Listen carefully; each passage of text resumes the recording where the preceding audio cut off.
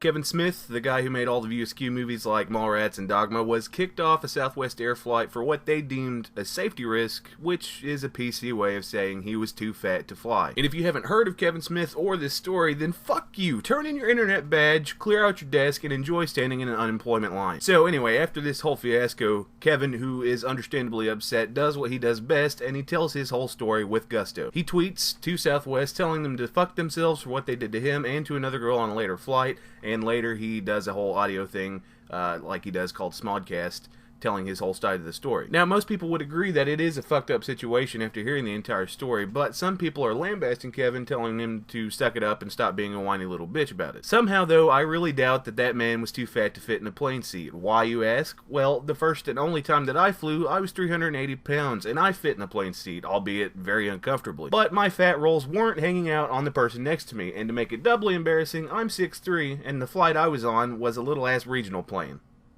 Do the math. My point is that even at my size at that time, I still wasn't too fat to fly. I sure as fuck didn't want to fly, mostly because I have this innate fear of ending up in some kind of time paradox on a deserted island with a giant fucking smoke monster chasing after me, and while most of you may say that that's impossible, I say that I'm not going to take the slim chance that that may happen. So I'm not sure why they would kick him off. It just, to me, seems like a kick in the balls just because. A blatant abuse of power so obvious that it makes me physically ill. I could understand a fat person who was spilling out into an aisle being booted, because who wants to climb over a mountain of adipose tissue to get to an emergency exit?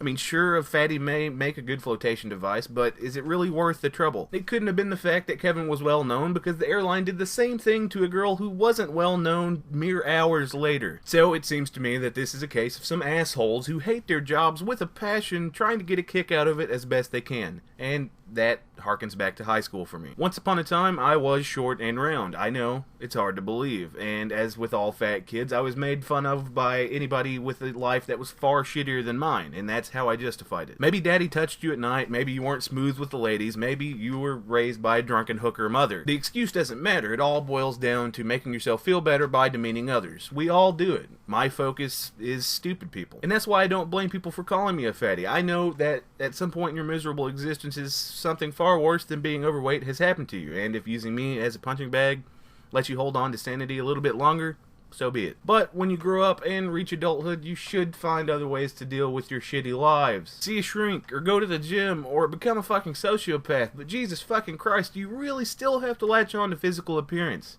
I've never understood it. Anyway, days after this happened, Kevin is still talking about it because, of course, as with any news story, this is being spun in a way that makes him look like he's still at fault. And I know how frustrating that shit is because, of course, the corporation just couldn't be wrong, ever. I say fuck them. Assuming I ever fly again, it won't be Southwest. In fact, fuck flying at all. I'll take the train or bus, or I'll just drive, and if I'm a safety risk for any of those modes of transportations, well, then I guess I'll just fucking stay home and eat a cheeseburger.